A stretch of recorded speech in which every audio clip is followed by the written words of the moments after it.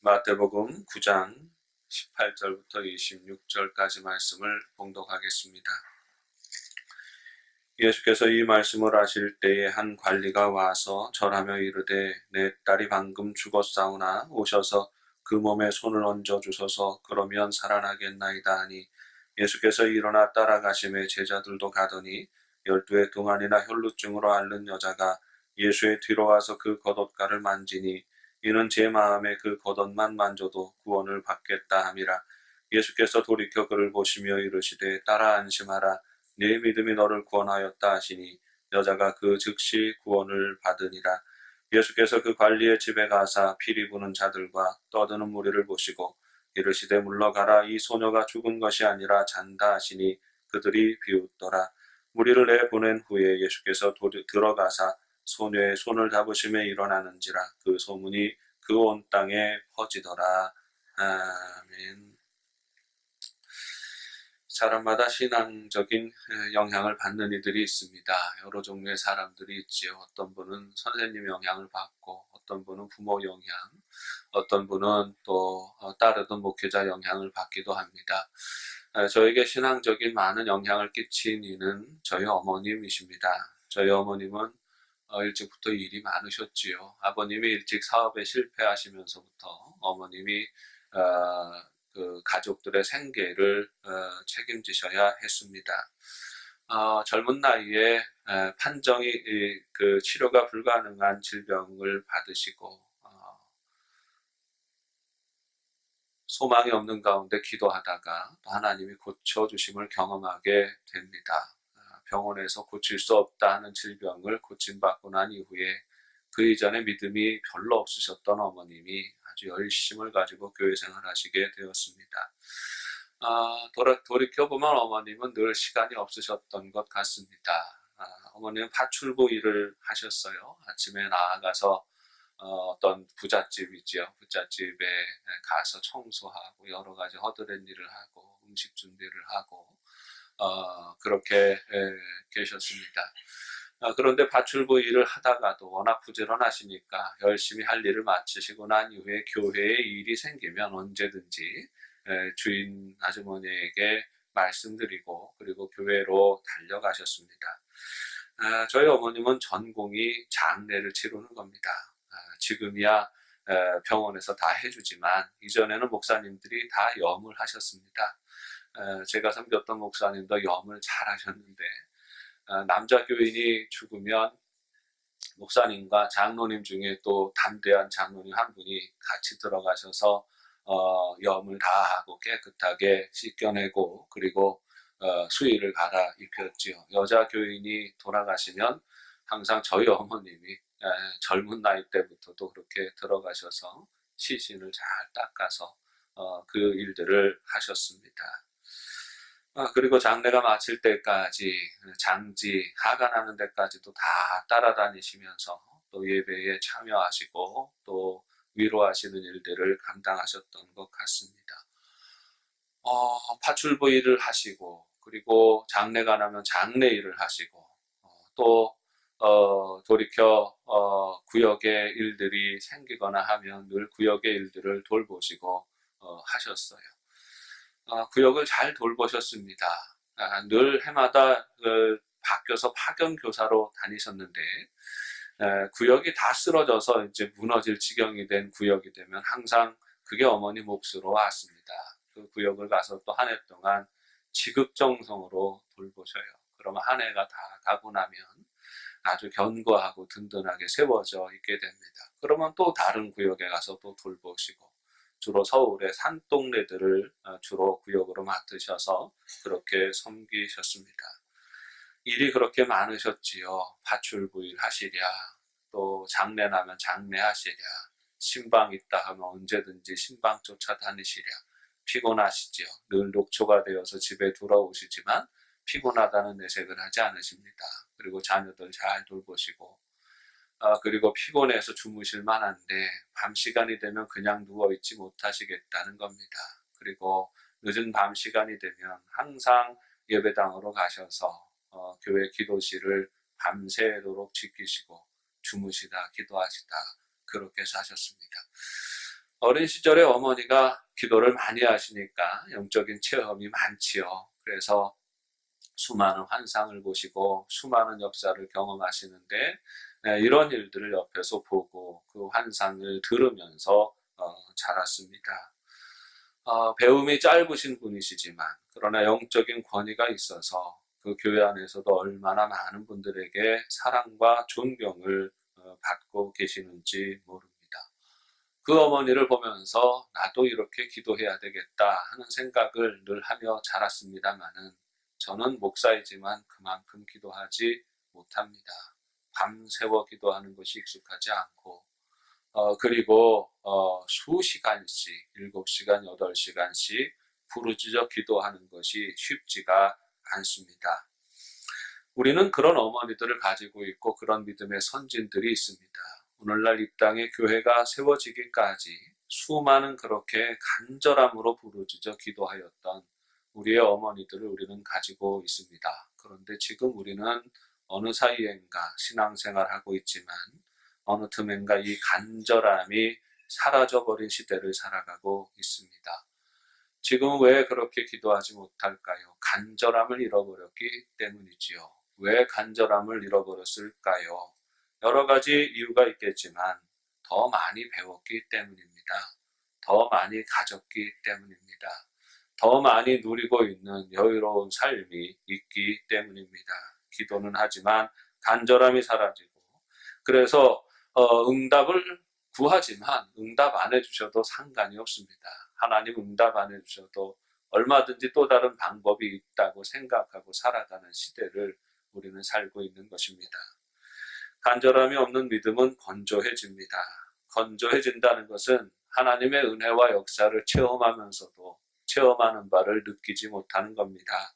응답이 별로 중요하지 않기 때문에 능력이 나타나고 이적과 기사가 일어나지 않습니다. 아니 일어나기는 일어나지만 그냥 일어날 때마다 우연히 그랬거니 하고 치부해 버리는 것입니다. 이렇게 간절함이 사라진 성도는 힘을 잃고 간절함이 사라진 교회는 힘을 잃게 되는 것입니다. E.M. 바운드는 이런 이야기를 했습니다. 기도는 하나님과 우리 사이를 연결짓는 통로이고 우리 영혼이 하나님께 가장 강력하게 나아갈 뿐만 아니라 하나님으로부터 가장 충만한 계시를 받는 기회이기 때문에 그 어떤 시간도 이보다 더 거룩할 수 없다 했습니다. 그 어떤 시간도 이보다 더 귀할 수 없다. 하나님 만나는 시간을 다른 어떤 시간들과 바꿀 수 없다라고 하는 것입니다. 이것이 기도자의 고백이지요.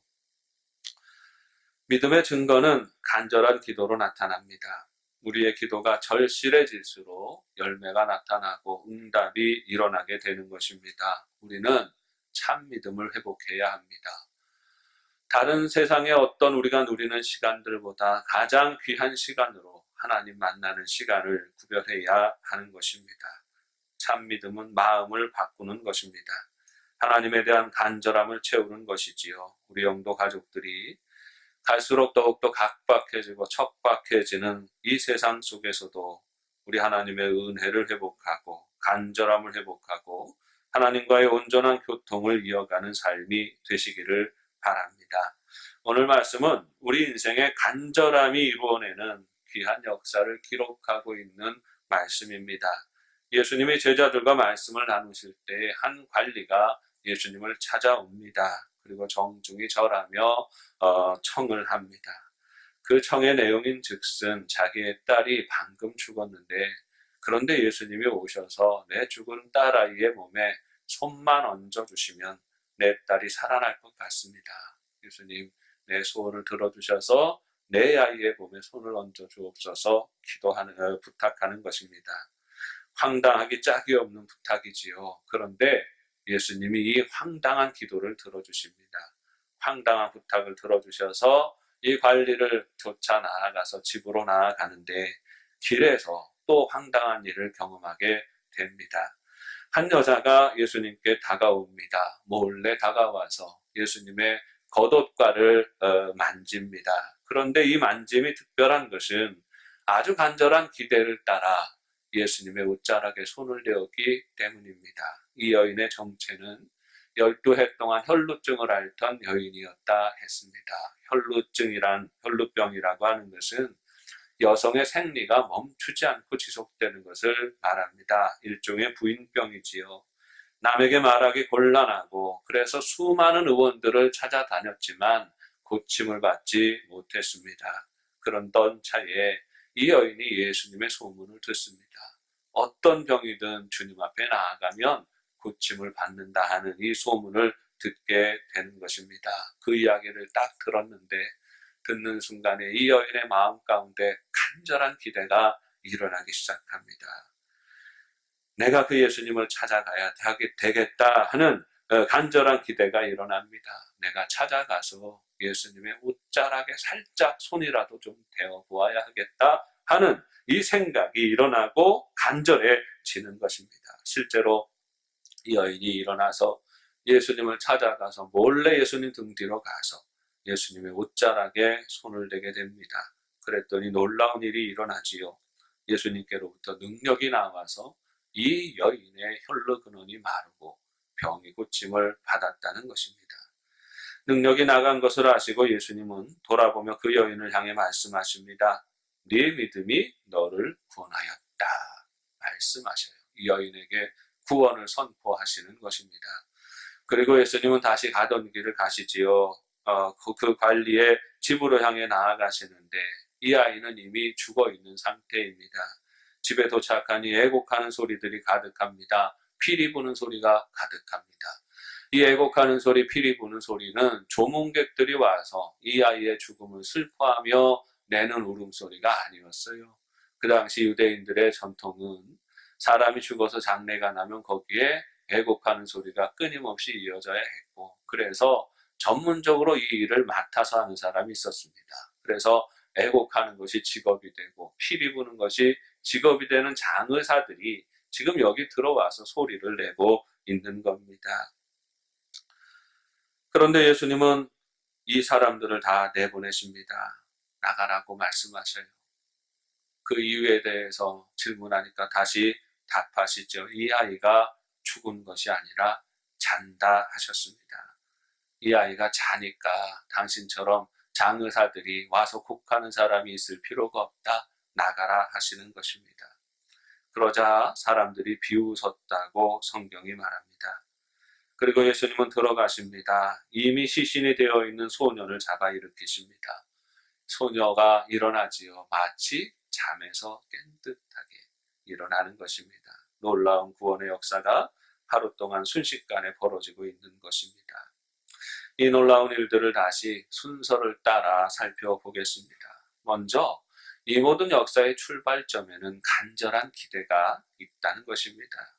같은 패턴으로 이루어지는 두 가지 이야기가 섞여 있는 것이 오늘 본문의 이야기입니다. 이 본문에는 두 명의 등장인물이 등장합니다. 한 사람은 한 관리이고 또 한 사람은 12해 동안 혈루증을 앓던 여인이었습니다. 그런데 이 두 사람의 마음에 어떤 생각 하나가 들어갑니다. 무슨 생각이 들었습니까? 한 관리가 생각합니다. 예수님이 내 아이의 몸에 손을 얹어만 주시면 내 아이가 살겠다 하는 기대감이 일어납니다. 이 여인의 마음속에 무슨 마음이 들어갑니까? 내가 예수님의 옷자락에 손만 대면 예수님과 이렇게 살짝이라도 접촉하면 내 병이 낫겠다 하는 기대감이 일어나게 되는 것입니다. 얼마나 그 마음이 절실한지 손가락 하나만 대도 낫겠다 하는 믿음이 생긴 것입니다. 불가능하고 터무니없어 보이는 일이지만 그런데 그 생각을 하니까 그 역사가 일어날 거라고 믿어버리는 것입니다. 여러분, 믿음이 이런 거지요.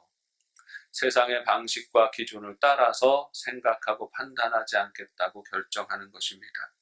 예수님 안에서는 불가능이 없다고 생각하는 것입니다. 하나님이 내 기도 들으시면 이루시지 못할 일이 없다고 생각하고 결정하는 것입니다. 그리고 그 작은 소망을 붙들고 주님께로 나아가는 것이지요.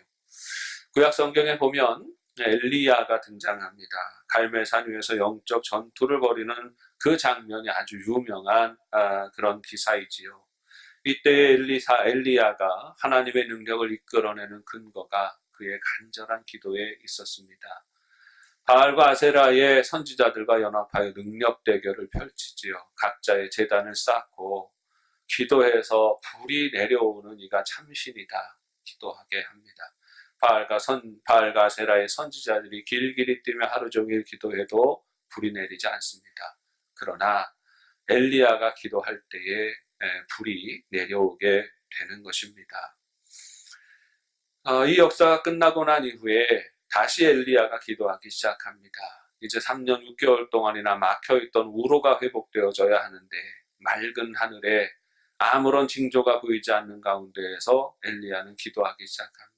하나님 이 땅에 비를 내려 주옵소서 기도하는 거지요. 성경을 보니까 7번 기도했다 했습니다. 뜨겁게 기도합니다. 한번 기도하고 난 이후에 사환에게 말합니다. 서쪽 하늘을 바라보아라. 바다 쪽 하늘을 보아라. 무슨 징조가 보이느냐. 하늘이 맑기만 합니다. 아무것도 보이지 않습니다. 대답합니다.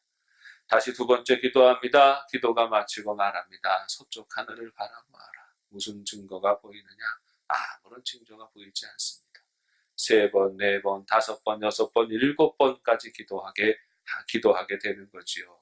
기도할 때 마지막 7번째 기도하고 사환을 보게 하는데 이 사환이 대답합니다. 선생님, 조그마한 구름 한 점이 일어난 것 같습니다.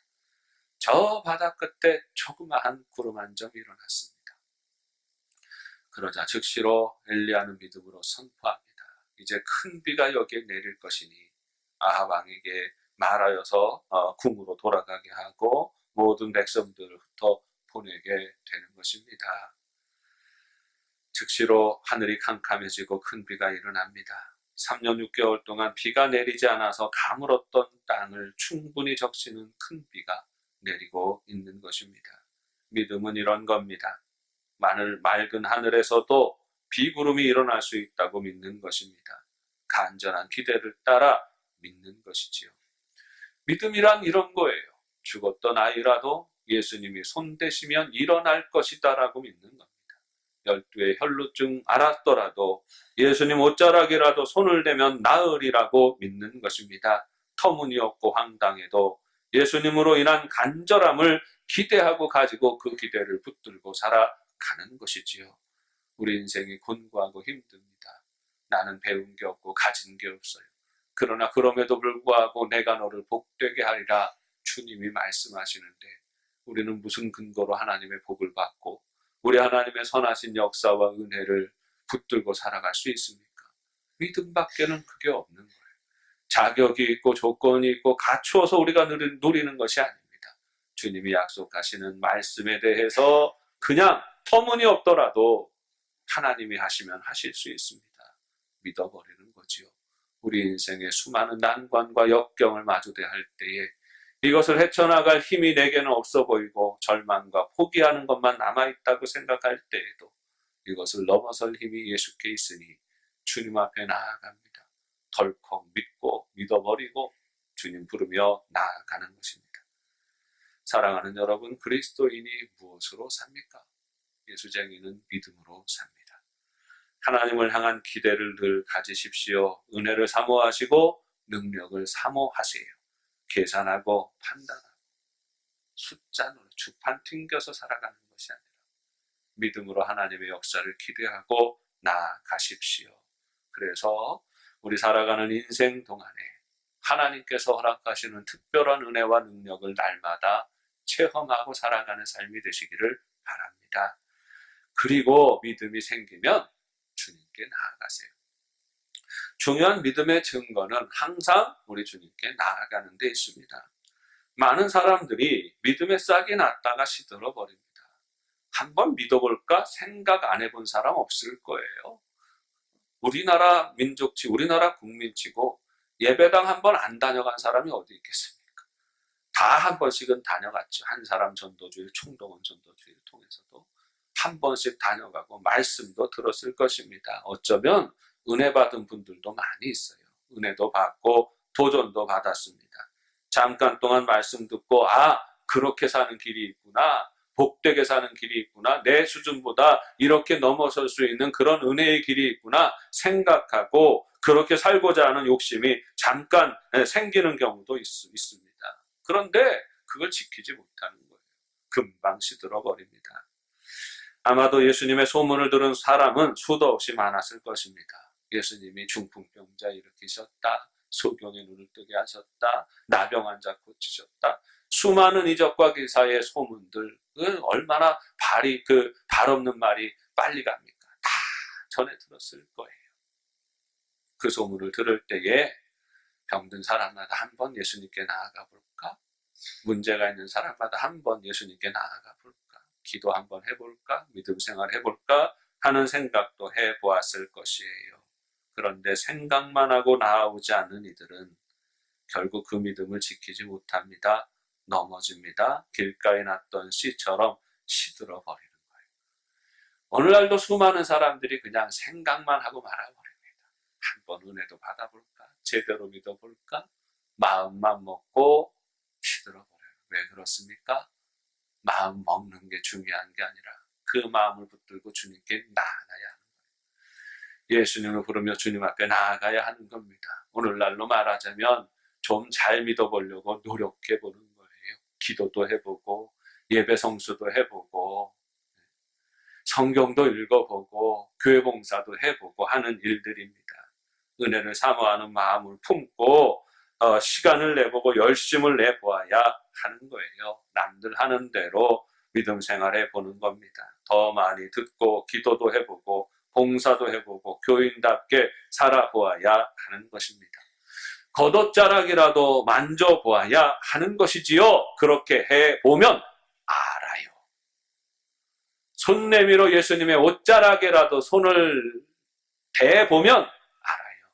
능력이 주님께로 붙어 나오는 것을 알게 되는 것입니다. 믿어보면, 주님을 향하여 믿어보면 우리는 우리 삶 가운데 주님의 능력을 체험하게 되는 것이에요. 그런데 많은 사람들이 안타깝게 이 고비를 넘지 못합니다. 왜 그럴까요? 사람들이 사람의 시선을 의식하고 무서워하기 때문이지요. 객관적으로 우리가 아는 것은 여러분, 하나님이 무서워요? 사람이 무서워요? 하나님이 힘이 있어요? 사람이 힘이 있어요?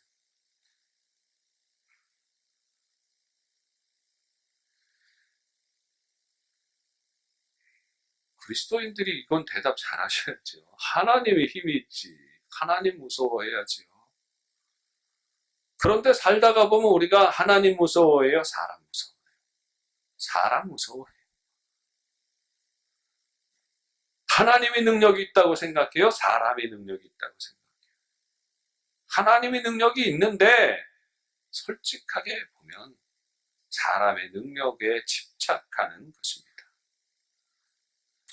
한 관리의 집에 오신 예수님은 거기서 애국하는 이들을 보십니다. 돈을 받고 애국하는 이들, 피리 부는 이들입니다.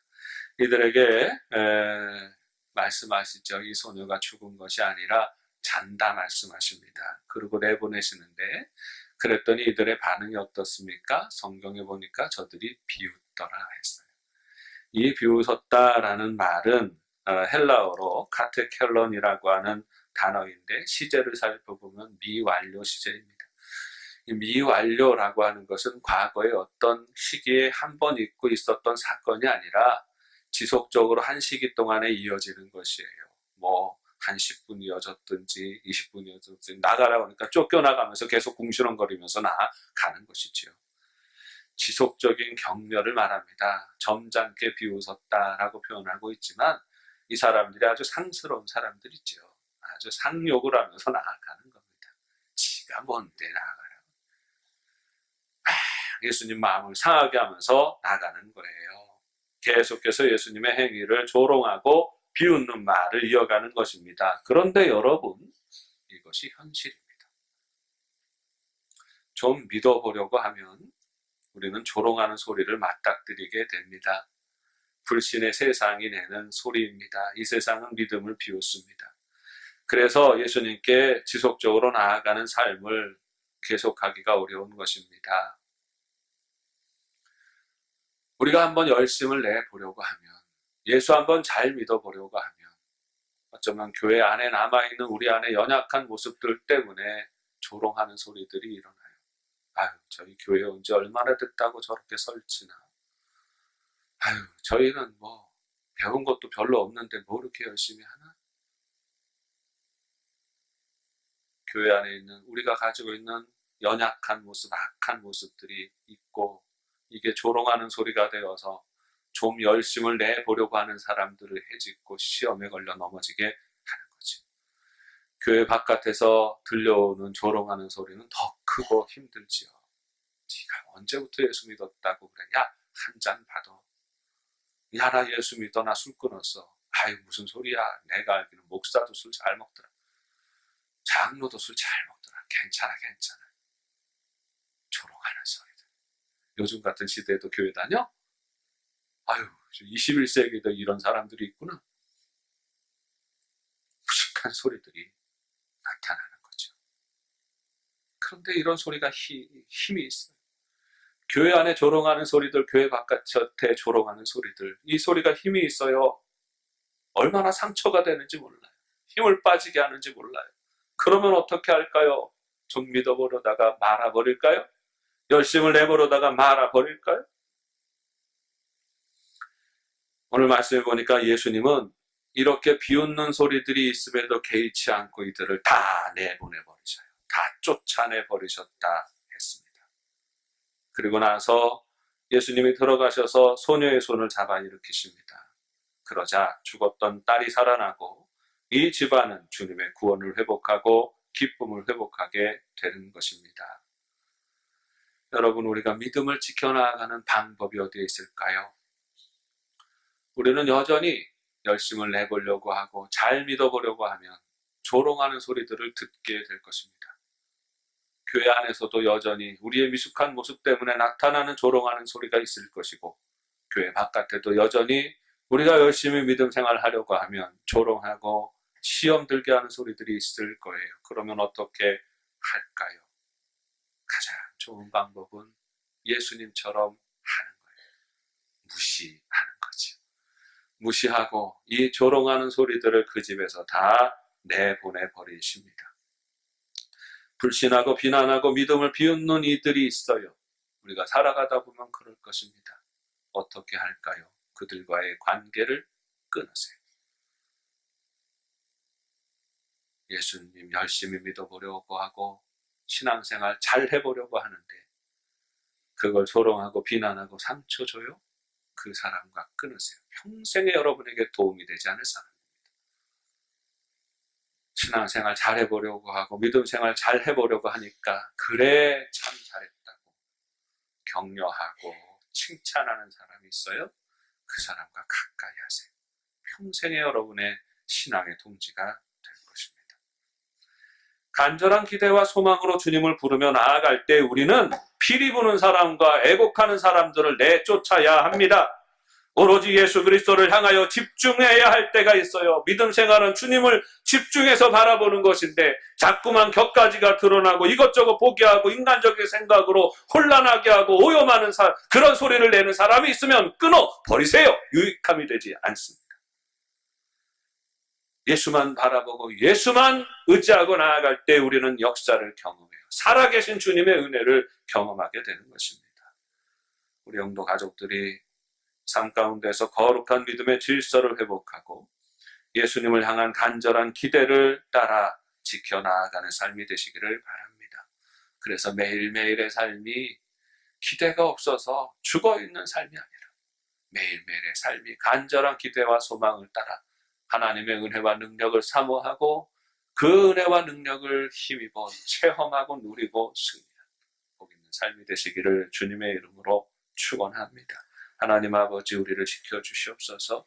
우리의 마음을 온전케 하여 주시어서 하나님을 향하여 간절한 기대와 소망으로 나아가게 하시고 우리 하나님의 은혜와 우리 하나님의 선하신 역사를 따라 나아가는 복 있는 삶이 되게 하여 주옵소서. 죽어있는 믿음 되지 않게 하시고 매일매일의 삶 가운데 하나님의 이적과 기사를 바라보는 살아있는 믿음으로 승리하는 영도 가족들이 되게 하여 주옵소서. 예수님의 이름으로 기도합니다.